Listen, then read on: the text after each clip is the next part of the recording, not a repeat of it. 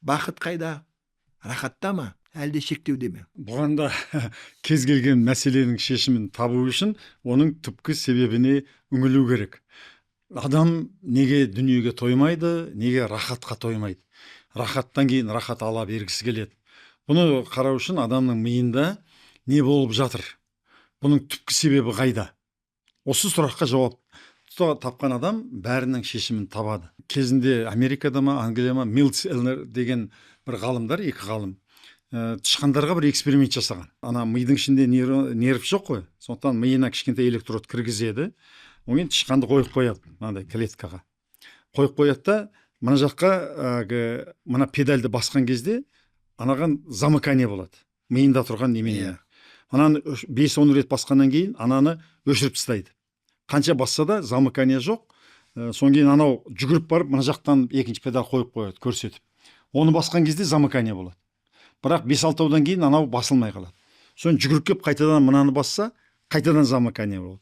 Сонда ана тышқан дейді, екі ортада жүгіре берген. Тоқтамай жүгіре береді. Тоқтамай қойған, енді тамақ бермесе де, біресе ананы басады, содан кейін жүгіріп барып ананы басады, тамақ іштемей шаршайды, содан кейін мынаның ортасына тоқ жіберіп қояды. Ананың аяғы күйеді бейшараның. Шырылдап тоқ жүгіргенде қарамай анда барып басады, содан кейін мында барып басады. Сонда адамдар ойлапты, ана ғалымдар, Милс Олнер деген екі ғалым, жалпы мидың ішіндегі бақытқа жауап беретін неменесін, аймағын таптық. Сол жері стимуляция болған кезде бақыт сезінеді екен деп. Содан кейін дәл осыны адамдарға да жасайды эксперимент. Сонда адамның да мына төбесін теседі, ана тауып алады миының бөлшегін. Содан кейін маған немене береді, бір кнопка. Мынаны басқан кезде анау замыкание болады. Басам, қайтадан замыкание болады. Бір рахат сезімге адам бөлінеді. Баса береді, басқан сайын отыра береді. 1 сағат, 2 сағат, содан кейін айтады, болды енді, тоқтат десе, тағы да біраз басайыншы. Болды енді, тамақ ішесің десе, тағы біраз басайыншы деп айтады. Сонда сол адамдардан сұрайды, сен соны басқан кезде сенде бір керемет рахат сезімі оянды ма?